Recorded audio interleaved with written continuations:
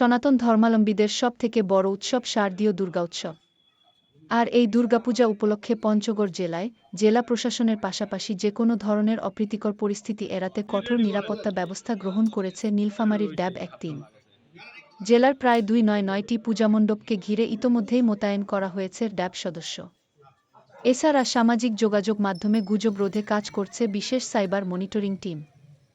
শনিবার দুপুরে পঞ্চগড় সদরের শ্রী শ্রী কেন্দ্রীয় দুর্গা মন্দিরে এক সংবাদ সম্মেলনে এ কথা বলেন নীলফামারীর ড্যাব ১-৩ এর company commander major Mir Ishtiaq আমিন।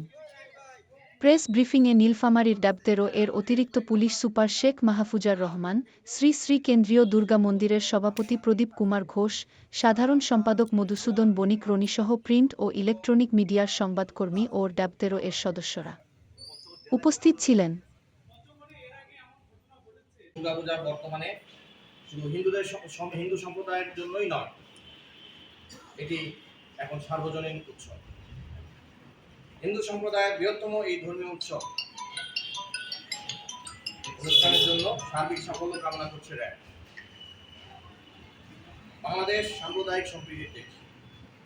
শারদীয় দুর্গাপূজাকে কেন্দ্র করে নিরাপত্তা নিশ্চিত করতে প্রতি বছর